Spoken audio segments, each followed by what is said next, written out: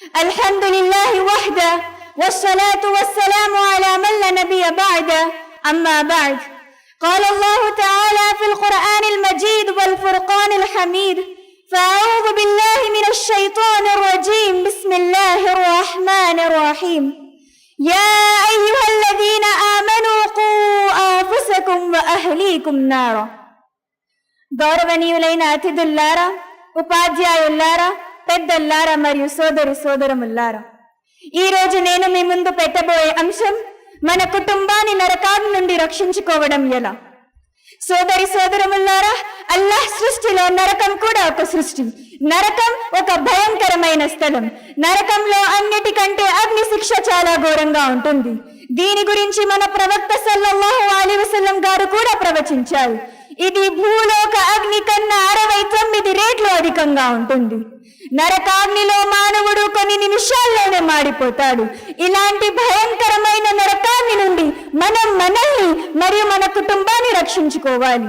దీని గురించి అల్లాహ్ సుబ్హానహు వ తఆలా ఖురాన్ మజీద్ సూరా తహరీమ్ ఆయత్ నంబర్ 6లో అన్నారు: యా అయ్యుహల్లదీన ఆమనూ ఖూ అన్ఫుసకుం వ అహ్లీకుం నారా. విశ్వాసులారా, మీరు మిమ్మల్ని, మీ కుటుంబాన్ని అగ్ని నుండి, ఇంధనం నుండి, రాళ్ళ నుండి కాపాడుకోండి. దీనిలో బలిష్ఠులు, అత్యంత కఠినమైన దైవ దూతలు నియబడించి ఉంటారు. వాళ్ళు ఎంత మాత్రం అల్లాహ్ ఆజ్ఞను ఉల్లంఘించరు. అల్లాహ్ చెప్పిన దాన్నే పాటిస్తూ ఉంటారు. ఈ వాక్యంలో అల్లాహ్ తాలా 2 విషయాల గురించి చెప్తున్నారు. ఒకటి, మీరు నరకాల నుండి కాపాడుకోవడం. రెండవది, మీ కుటుంబాన్ని నరకాల నుండి కాపాడుకోవడం. కుటుంబం అంటే ఏమిటి? కుటుంబం అంటే భార్య బిడ్డలని అర్థం. అంటే ప్రతి వ్యక్తి తనతో పాటు తన భార్య బిడ్డలను కూడా నరకాల నుండి రక్షించుకోవడం తప్పనిసరి. ఇదే భార్య బిడ్డల పట్ల నిజమైన శ్రేయాభిలాషం. సోదరి సోదరముల్లారా, అంతేకాదు మన ప్రవక్త సల్లల్లాహు అలైహి వసల్లం కూడా ఆ రోజుల్లో తమ తెగవారిని పిలిచేవారు, తమ కుటుంబ వారిని పిలిచేవారు, వారికి అగ్ని పట్ల హెచ్చరించేవారు. ఆఖరికి తన కుమారై ఫాతిమా రదియల్లాహు అన్హాని కూడా పిలిచి చెప్పేవారు: ఓ ఫాతిమా, నిన్ను నువ్వు నరకాల నుండి కాపాడుకో, ఎందుకంటే తీర్పు దినం రోజు అల్లాహ్ వ్యతిరేకంగా నేను దేనికి పనికిరాను. సోదరి సోదరముల్లారా, మానవుడు ఎల్లప్పుడూ త్వరగా వచ్చిన లాభాలను ఎక్కువగా ఇష్టపడతాడు, కానీ ఆలస్యంగా వచ్చిన లాభాలను తక్కువగా చూస్తాడు. దీని గురించి అల్లాహ్ తాలా ఖురాన్ మజీద్లో అన్నారు: ఇన్న హౌలాయి యుహిబ్బూనల్ ఆజిల వ యదరూన వరాఅహుం యౌమన్ సకీలా. మానవుడు ఎల్లప్పుడూ త్వరగా వచ్చిన లాభాలను ఇష్టపడతాడు, కానీ భవిష్యత్తులో రాబోయే కఠినమైన దినాలను విస్మరిస్తున్నాడు.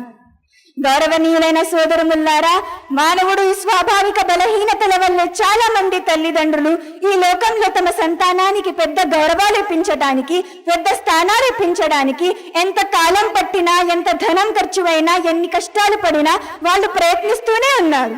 కానీ ధార్మిక విద్యను ఏర్పాటు చేయడం కోసం చాలా తక్కువ మంది తల్లిదండ్రులు ఆలోచిస్తున్నారు. సోదరి సోదరులారా, ఊహించండి, ఒక ఇంటికి నిప్పు అంటుకుంటుంది. ఆ ఇంట్లో ఉన్నవారు అందరూ బయటికి వచ్చేస్తారు, కానీ పొరపాటున ఒక అబ్బాయి ఆ ఇంట్లోనే చిక్కిపోతాడు. ఆ సమయంలో వాళ్ళ తల్లిదండ్రుల ఆందోళన ఎలా ఉంటుంది? వాళ్ళ ప్రాపంచిక సమస్యలు, ఉద్యోగం, ఆరోగ్యం, అనారోగ్యం ఏదైనా అబ్బాయిని మార్చగలవా? ఎంత మాత్రం కాదు. వాళ్ళు రెప్పపాటుకైనా సుఖంగా ఉండలేరు. ఎంత ఆశ్చర్యకరమైన విషయం! ఈ తాత్కాలికమైన ఇహలోకంలో తల్లిదండ్రులు తమ సంతానాన్ని నరకాల నుండి రక్షించుకోవడానికి తమ ప్రాణాలను కూడా ఇవ్వడానికి సిద్ధపడుతున్నారు. కానీ పరలోకంలో నరకాల నుండి రక్షించుకోవడానికి ఎవరు ఆలోచించట్లేదు. సోదరి సోదరముల్లారా, ఏ తల్లిదండ్రులైతే తమ సంతానాన్ని నరకాల నుండి రక్షించుకోవాలనుకుంటున్నారో 2 విషయాలను తప్పనిసరిగా పాటించాలి. ఒకటి, ఖురాన్ మరియు హదీస్ విద్యను అభ్యసించటం. ఖురాన్లో అల్లాహ్ తాలా దేని గురించి ఆదేశిస్తున్నారు? ఈ విద్య కలిగి ఉండాలి. హదీస్లో మన ప్రవక్త సల్లల్లాహు అలైహి వసల్లం గారు మనకు దేని గురించి హెచ్చరిస్తున్నారు? ఈ విద్య కలిగి ఉండాలి. రెండవది, ఇంట్లో ఇస్లామీ వాతావరణం ఉండాలి. 5 పూట్ల నమాజ్ చేయడం, సత్యం పలకడం, పేదవాళ్ళకి దానం చేయడం, సలాం చేయడం, ఇంటికి వచ్చేటప్పుడు బయటికి వెళ్ళేటప్పుడు దుఆలు పాటించడం, ఇవన్నీ తప్పనిసరి. ఆఖరికి అల్లాహ్ తాలాతో దుఆ ఏమనగా: ఓ అల్లాహ్, మనందరినీ, మన కుటుంబాన్ని నరకాల నుండి రక్షించుగాక. ఆమీన్. అల్లాహుమ్మ ఆమీన్. వ ఆఖిరు దఅవానా అల్హమ్దులిల్లాహి రబ్బిల్ ఆలమీన్. వస్సలాము అలైకుం వ రహ్మతుల్లాహి వ బరకాతుహు.